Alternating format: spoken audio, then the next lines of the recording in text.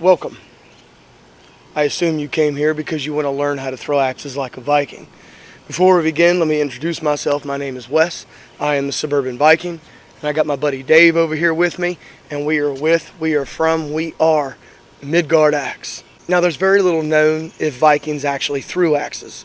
We all know that they carried them in battle, and they used them for their everyday lives in woodworking. However, I'd like to speculate and think that if they had axes on them all the time, they were probably throwing them. And I would assume they were probably throwing them for some type of competition or throwing them for just hobby or recreation, and probably even some threw them in battle as a last-ditch resort because most Vikings used axes as their main weapons. So, with all that out of the way, let's talk about how you would actually pick an axe to throw like a Viking. Now, this is going to be a series of videos that I'm going to make on how to throw axes like a Viking.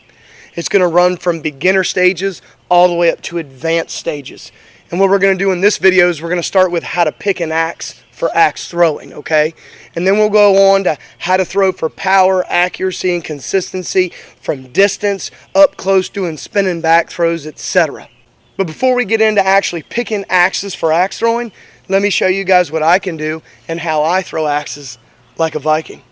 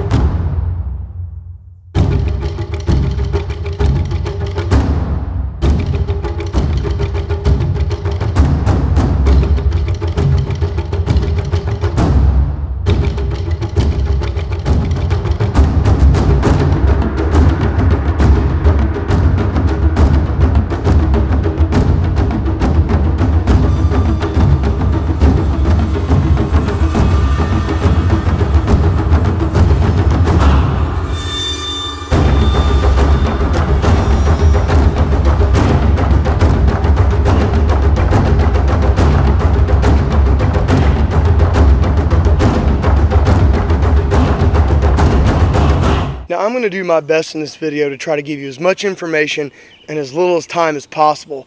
Trying to make the video as short as I can without going too in-depth and making it too long. So keep in mind that I may miss a few things here or there, but you can always go back to my previous videos and see some more information on axe throwing and different axes you can choose from. In this video here, we're going to start with a hatchet or a smaller axe for axe throwing. I'll cover felling axes in another video, okay? But this is going to be basic, so we're going to cover these two, all right? So starting with your basic hatchet, I would recommend starting somewhere between 14 to 16 inch hatchet, not something extremely heavy. Something like the Council Tool Flying Fox would work perfect. It is a multi-purpose tool, which is what I mostly throw. You can use it for axe throwing, and you can use it for chopping. You can use it for day-to-day work. It is a multi-purpose tool, okay? So the Council Tool Flying Fox is a really good example of a beginner's type throwing hatchet. It's weighted really nice. It's not extremely heavy, and the handle's not too long, which is manageable with one hand in throwing, all right? You can get smaller axes than this, 14 inches with a head that's not as heavy, but this is just a good representation of where you can start at. Giving you another look at another cool hatchet would be a friction fit style hatchet like this Kings County Tool Tomahawk hatchet. And a friction fit handle, basically, guys, it's not traditionally hafted on top. The handle slides down from the top of the axe head down and then fits securely on top. Now, some of these axes you have to be careful with because they're not fitted properly. The handles that come to you just aren't the greatest. So you got to be careful with friction fit style axes. The friction fit style axe that Kings County Tool makes is pretty decent, has a really tight fit up top, and these things are really cool because you can collapse them, take the head off by hitting the knob on the ground. The head will come down and you can use it for easy transportation or storage. These are really good if you break the handle. You can have other handles ready to just slide right into this axe head and keep throwing again. You don't have to worry about hafting another handle onto an axe head. So these are really good to choose as well. And I would, tell everybody, if you get into axe throwing, at least have one or two friction fit style axes to throw because they do bring a little bit something different to the table than a traditionally hafted axe. The double bit axe is a great little axe that you can use for axe throwing. I would suggest getting one small like this Council Tool saddle axe here, but you get two different bits. So that way if you over rotate, your back bit will hit the target as well. It's a good learning axe, and it's a good axe in general for axe throwing and to use for different things like multi-purpose work, and just a really good axe to throw. Then you have your polymer handled axes like this Honshu Kurito here. It's all plastic or polymer handled axe, and this one has a little bit different of a weight distribution because the polymer is so light that your axe head's going to have all the weight in it. So it'll give you a different feel when you're throwing, but it'll lighten up that handle a little bit and give you a different throwing experience. So consider one of these polymer handled axes. Some polymers are created better than others, so pay attention to the polymer that you're buying. Look at some reviews and see what people are saying about polymer handled axes that you're looking at, because some just aren't up to par for throwing. Then you have your all steel axes like this Ned Foss Elephant Axe and the CRKT Jenny Wren. I've also done a review on the Est-Wing Hatchet, which is an all steel axe. These things are great because they're almost indestructible. They're really good for beginners because you can beat them up against your target, throw them around, and they won't break. Sometimes you have to worry about the bits, of course, chipping or getting gouges in it. But all in all, they're really good for beginners because you can throw them really hard and they'll hold up. Unlike a traditional hafted axe with a wooden handle, that you have to worry about the handle cracking or splitting. With these, you don't. So consider all steel axes for your first throwing axe. And also, guys, they make them in all kinds of different head lengths and different lengths in the handles. So check all steel axes out. They're a really good choice for beginners. Or you can go with a designed throwing axe like the World Axethrowing League axes. This here's the Butcher. I've rehafted it on a 20-inch handle, but you can use dedicated throwing axes as well for your first throwing axe. Just understand that some axe heads are better than others. They design them differently for different throwing styles, so make sure you pay attention and read the description on how they've designed the head. But most of the axe heads that the World Axethrowing League puts out are great, and you can get one that's designed for your throwing style. You can go against the grain like I do and get you something completely different than most people throw, which is a Gränsforsbruk carpenter's axe. I throw a lot of axes that aren't designed for throwing, and they work really well. This axe here is expensive, but it's one of my favorite throwing axes. And I've done a bunch of different videos on them if you go back and check it out. Different axes that aren't made for throwing, but I use them for throwing almost every day. So this is a good example here. Yet, yes, it's expensive, but it's a great axe for throwing. Or you could just go all custom and make your own throwing axe, which is something that I do a lot of. Here we have the Husqvarna carpenter's axe that I redesigned the head and redesigned the handle and gave it this cool look here. And then this is the Rinaldi carpenter's axe that I hafted on a Gränsforsbruk broad axe handle. I did cut a beard into the head, and I gave the Rinaldi carpenter's axe some lugs down here and reshaped the heel down here at the bottom. But man, these things are great for throwing axes. Sometimes there's a lot of people out there that will agree with me. You have to kind of make your own axe for how you throw. Now, I've shown you all these axes because I've thrown all these axes. I can throw all of them. And at some point in time, you will get good and you'll be able to throw a bunch of different axes that are weighted different head lengths, different head weights, different handle lengths, etc. You just got to practice with getting the bit to stick into the target with one axe. And then you can rotate axes out and then you can throw anything you want. That's just a little peek of some of the axes that I have. I've got a ton. Go out there, throw axes. You're not going to know what axe fits you until you start throwing different axes. You can't just get one axe and throw it and go, oh man, this isn't good for me. I'm not good at axe throwing. It could just be the axe you're starting with. And just because you're bad with an axe to start with doesn't mean you can't pick another axe, get good, and come back to that axe and master that axe again. Now, most of the throwing that I do with axes and hatchets is one-handed. I will give you some information if you don't feel comfortable throwing with one hand and you like throwing with two hands over the head. I don't recommend starting with a hatchet doing that. I would recommend a smaller axe, 18 to 20 inch axe like the Husqvarna carpenter's axe. That would be great to learn with two hands over the head if you wanted to throw that way and didn't feel comfortable yet throwing with one hand. 18 to 20 inch axe would be great for two-handed over the head, and you can learn that way. I just don't recommend a 15-inch hatchet for throwing over the head with two hands.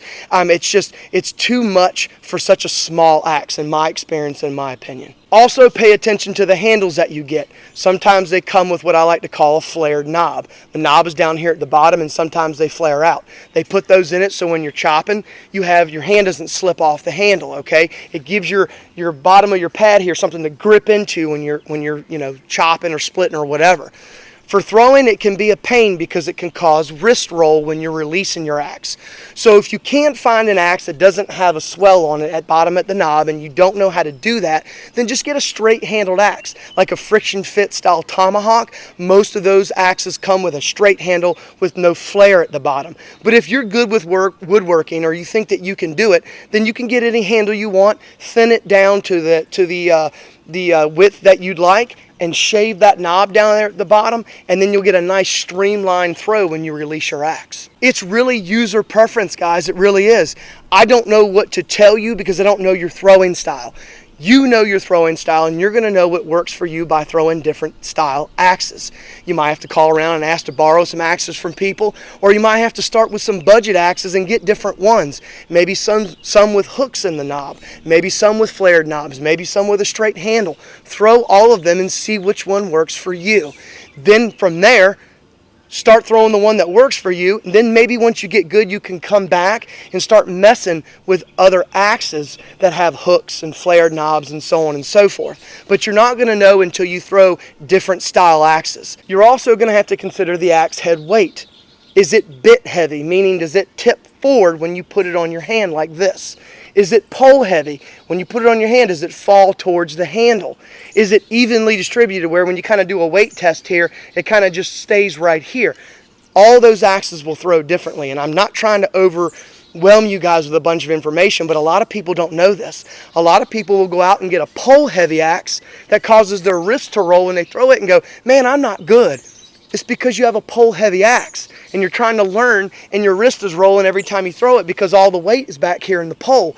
That's something that you have to consider. So think about the weight in the axe.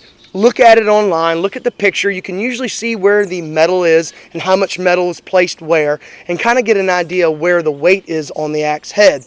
And it'll give you an idea how the weight is distributed on the axe. So consider weight distribution on your axes too. Now I can't cover everything, guys. The video would be forever long. So I'm giving you key points to think about whenever you're going to look for your first axe or when you start getting in and broadening your search for other throwing axes. I would suggest getting a bunch of different ones and seeing which ones you throw best. Then from there, you can always come back and do other ones that maybe you had a hard time with to begin with. That's my opinion and that's my experience. I've got a ton of time throwing axes, and I've got a ton of time throwing different axes. So take that for what you want to take it as. I was taught by a bunch of different people on how to throw. I really was, professional people. And then I took what they taught me and made my own style of throwing. As you saw, I've got a bunch of different axes and I can throw all of them. But it just takes practice and it takes time learning each axe, learning weights, learning handle lengths, etc. So consider that when you're getting into axe throwing. Go back and check some of my other videos out. But I appreciate everybody's support. I hope this gave you some information on how to pick an axe, or maybe to broaden out and get some more axes in your collection. Like I said, this is going to be a very big series on how to throw axes, but I needed to start with picking an axe and weight and handle length and all that. But if you want to know more, go back and check some other videos out. But in the next one, guys, I'm going to teach you guys how I stand when I throw axes. But thanks for all the support. I appreciate everything everybody does to make this channel what it is. But until next time, guys, see ya.